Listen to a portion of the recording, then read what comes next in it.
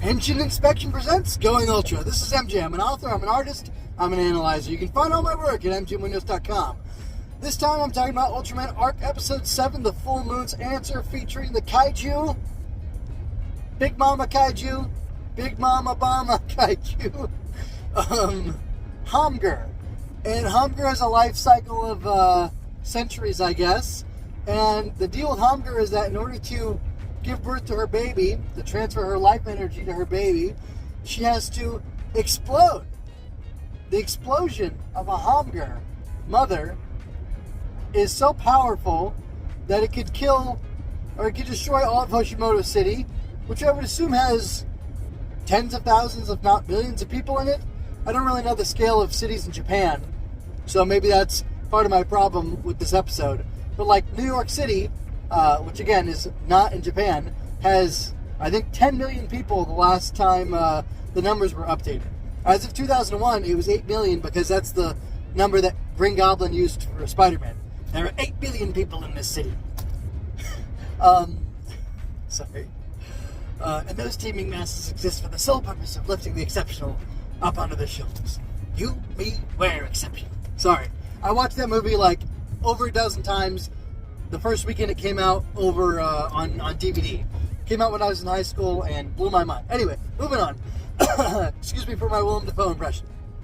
Or Green Goblin, I should say. Or are they really the same? Anyway, moving on. So, like, I was thinking, like, 10 million people? Okay, it's Japan. 1 million people? 5 million people? I don't know how many millions of people this kaiju could kill. And it's interesting the way it was approached. Yeah, my short, I really go crazy in it, and I hope you check it out if it didn't lead to this full review. And I'm not going to try to duplicate that because that'd be pretty inauthentic. But just to explain, well, okay, now I know what I'm going to do. I'm going to talk about what happened in the episode, what I thought about it, or my criticisms of it, my positive things I have to say about it, and then I'm going to talk about the different approach, which is something I've talked about in the context of Ultraman Rising, I've talked about it in the context of Ultraman Blazar, and I've talked about it in the context of the stuff that I'm working on writing as well. So here we go. Yeah, I think, first of all, I think this episode might have been message fiction, and I don't know if it's about climate change or global warming or whatever, but one of the problems that people have when they write message fiction is from the stuff that I've seen that contains a message about something, they often will get the broad strokes correct and then get the little details that really matter, that define and contextualize the matter, completely wrong. If this is about climate change, which there was a recent news report that I think it's the Atlantic Ocean is rapidly dropping in temperature and scientists don't know why. And I'll just come out and say it. I'm of the opinion that anthropogenic climate change is not a thing. If you believe the Earth is billions of years old and there was ice age before, we did not have man-made industry causing the ice age. If you don't believe in such things, like that the Earth's younger or whatever, well, regardless, actually, the Earth probably has natural cycles. Who knows how much energy or heat is stored within the Earth? There are concepts in farming and in raising a garden within a greenhouse where you can actually have heat sinks in it. You can have your greenhouse and it can have a heat sink in it that actually absorbs heat energy into the ground, and then it slowly releases over the winter.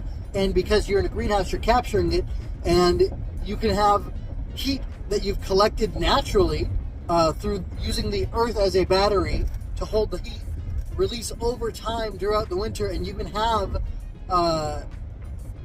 things grow out of season in your greenhouse by manipulating those facts of nature. That's on a garden scale for a greenhouse. There's one crazy guy who he lives somewhere where it's very cold, where you shouldn't be able to grow oranges at all, and he grows oranges. It takes a lot of energy and a lot of input for him to do it, and I think it's mostly natural means, but it's like a huge hassle, and you couldn't have like an orange orchard up there without being really crazy, wherever this guy has it going. but it is possible. So it's possible to manipulate the Earth. But what I'm saying is, how much more so if it's possible to manipulate the Earth on a small scale to do things like that? Is it possible that there are batteries of heat energy that we do not understand because we haven't been able to observe, examine, experiment on them because we're puny humans on a gigantic Earth rock, and the universe as we understand it exists. Wow, it's beautiful, filled with flowers. Exists on a scale that is like mind-blowing, and we can't even fully grasp it because there are planets much larger than our planet. There are stars. The stars that we see in the night sky are way bigger than our nearest star, which is our sun. And like, it's just something that we can't quite understand. I don't know. Anyway, regardless of that, it wasn't climate change because it was a kaiju causing it. But then again, this kaiju is a natural part of the world, right? This kaiju naturally occurs and naturally has a life cycle, and I guess somehow it's digging around in the earth unseen. It must mate in the earth unless it's I guess it could have asexual reproduction, and it could just be that it's one child is born from one mother, and for whatever reason she has to rise to the surface. I don't know, that doesn't really make sense, and explode, and that transfers the energy to her child so that it can do that sometime later after going back down into the earth and living. And anyway, I got a little distracted from what I absolutely wanted to do, but I'll get back on track now. It was a really quick turnaround. Like, they discovered what the kaiju was about and what was going to happen, and they tried to take care of it as soon as possible. I'm not exactly sure why the Skip members were there in town if they don't really have a way to defeat the kaiju or to divert it or whatever. Like, they should have been evacuated from town. That's kind of silly. But they evacuated all of Hoshimoto City. I realized they just called it a town. I used in town colloquially, not literally like it's a town. Irregardless, Skip is there. Among Skip, of course, is Yuma. And this is an interesting parallel, but I don't know what it means, especially when I get into it. Yuma's mother, who's dead and who he's having memories of, told him that he should be like, whenever he's scared, he should look to the moon because the moon is always up there protecting us. Maybe she was a Naoka Taguchi fan. Anyway, so she encourages him to think of the moon as his protector, and then he drew, as a kid, this Ultraman drawing, Ultraman Arc, whatever, with this, he didn't name it Arc, he called it whatever, I don't know what he called it. Anyway, Arc comes from Ishido, but the moon armor, whatever, he drew the sun armor and the moon armor as a kid. That's my point. And the moon armor is all about protection. I guess the sun armor is all about attack, the moon armor is all about protect. And it's able to create solid after images of itself. It's able to create barriers and shields. It's got a cool little shield thing on its arm, a buckler, I would call it, because it's a tiny shield. I love those, by the way, and stuff. It's super cool. Anyway, and what he does is, at first he tries to fight the kaiju, but it's a little much, a little difficult. And this spirit of this lady is appearing and yelling at him, irritatingly, in my opinion, to tell him to stop fighting the kaiju and to not kill her, because she just wants to transfer her life force to her baby, killing tens of thousands, hundreds of thousands, millions of innocent humans in the meantime, which is the big problem here. And then her baby will be born, and in a couple hundred years, it'll do the same thing again. Anyway, I'm going to get back to that. I'm going to get to that very soon. So what happens is that Yuma gets the moon armor, which they've got, Solus armor, so this will be called Lunis or Loon, whatever, I think, Solaris, I don't know, whatever it's called. It's the moon armor, and he creates a barrier around her so she can safely explode. It's a mostly peaceful explosion where she does apparently no property damage, and I guess, and proceeds to die, and then her baby tunnels into the ground, we're left to presume, because we're not shown it at all. We just hear a little infant cry, and then the skip members talk about that. Hey, do you think Arc let it go on purpose? And whatever. So, yeah, it's a little vague. It's a little odd. But that's what happens. He lets it go. And Yuma reflects that in a couple hundred years, the same thing will happen again. And Arc, or Skip's responsibility is to leave records, accurate, robust records, that, hey, every now and then, there's this kaiju, and it's a mama. She's just trying to have her baby be born. But in order to do that, she needs to explode.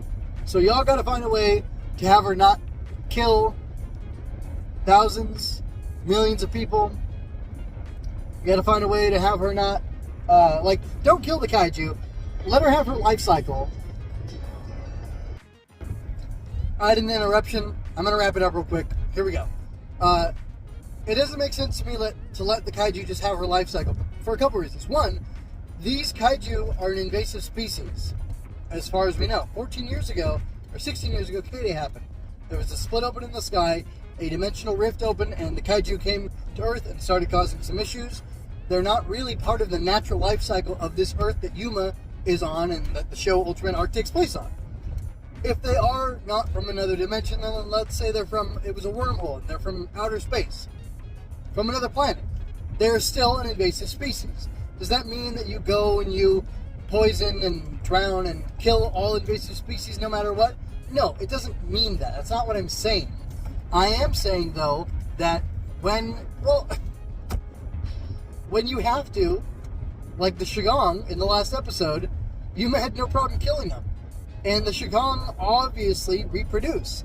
So he was fine killing a parent Shigong last episode, episode 6, last proper episode.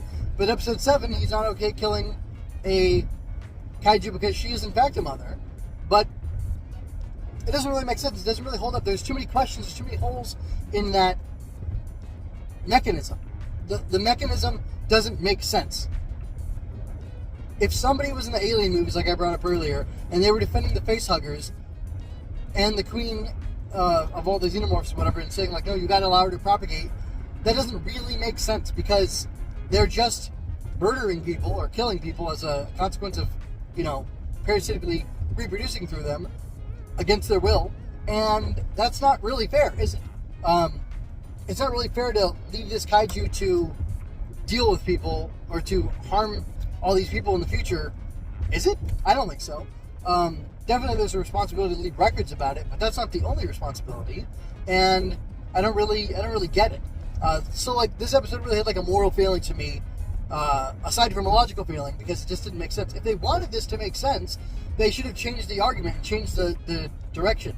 So I have not speculated on this yet, but I will do some minor speculation, because I just haven't talked about Ultraman Rising again recently, and I was going to save this for a Rising discussion, but I'll have it here, and maybe I'll talk about it more later, but for sure I'll talk about it here and now.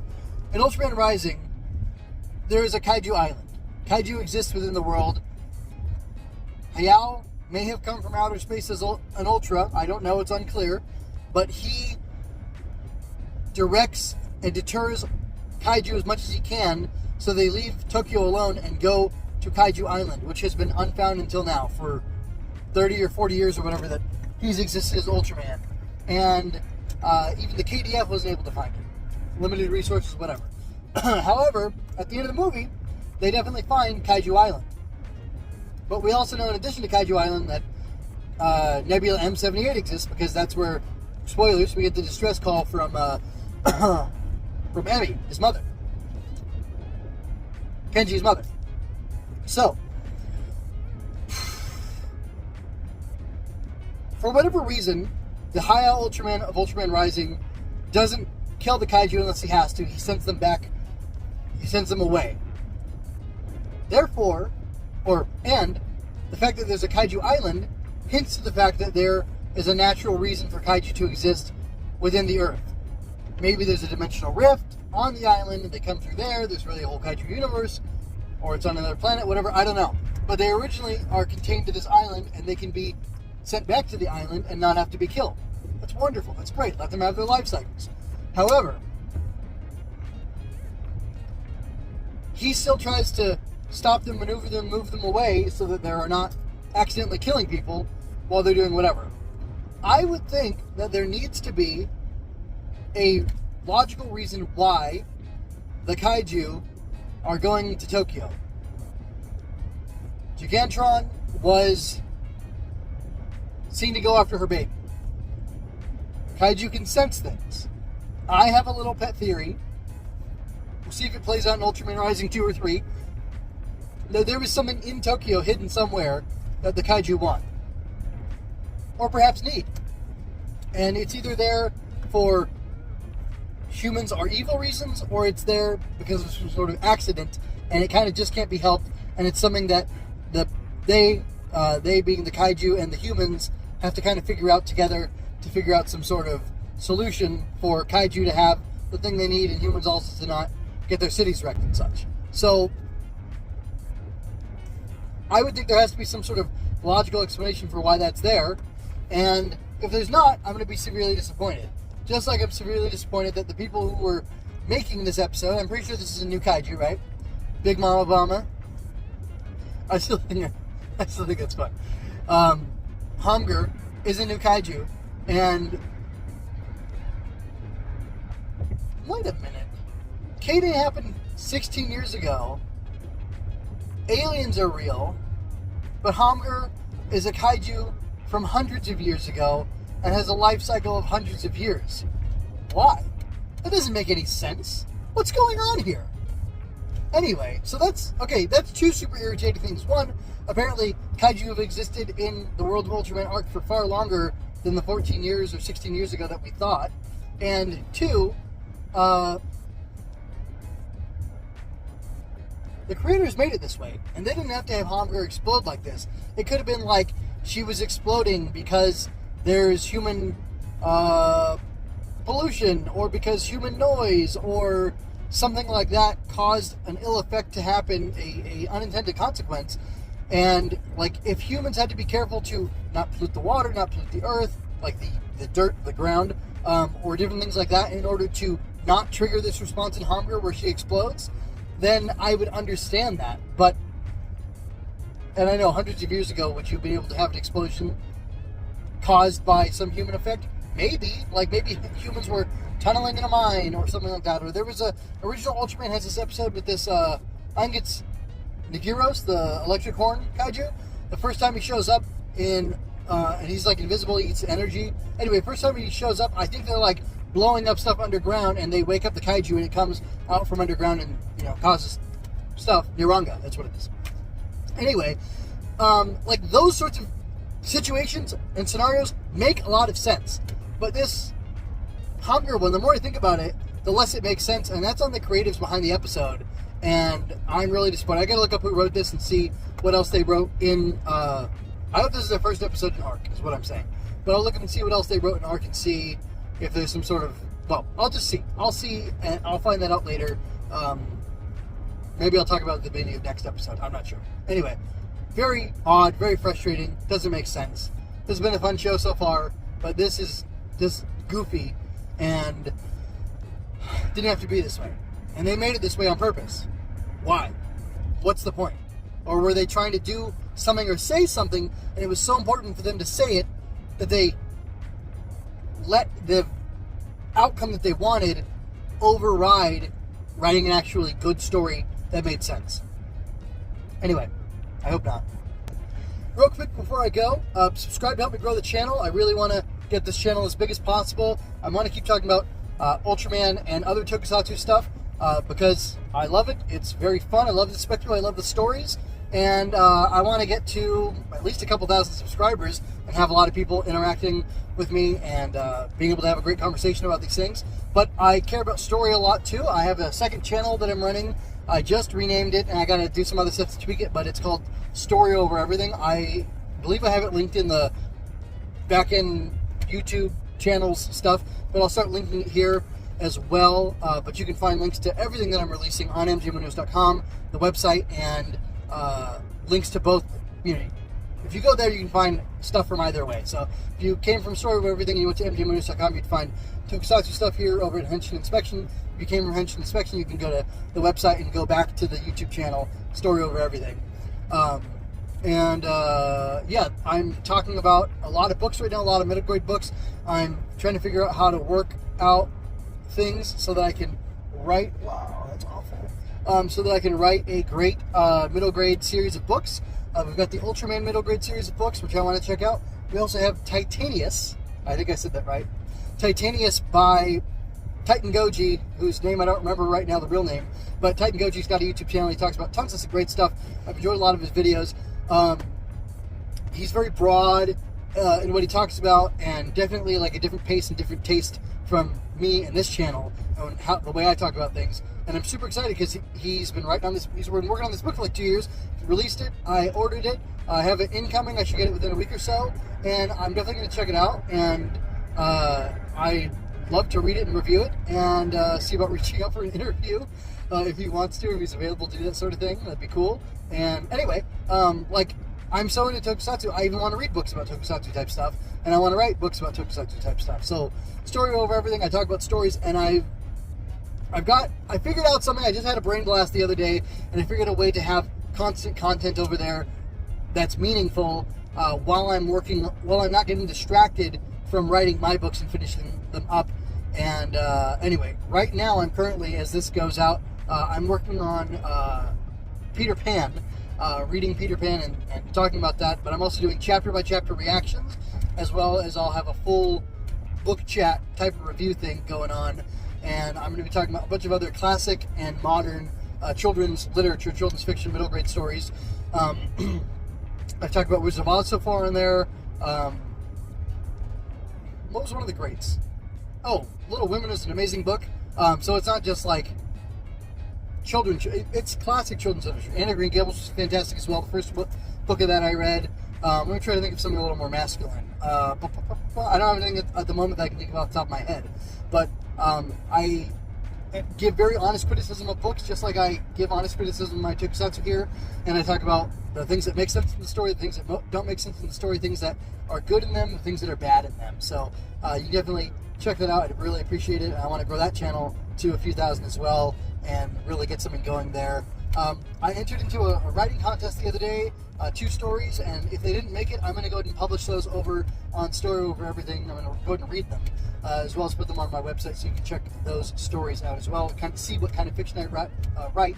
One of them is a superhero story, and one of them is a fantasy story, which is but they're both part of larger things that I want to write at some point in the future. So anyway, until next time, folks, take care, be well, be ultra, and don't reproduce by blowing up and killing hundreds of thousands or millions of people. I hope you enjoyed that. Subscribe to keep up with me.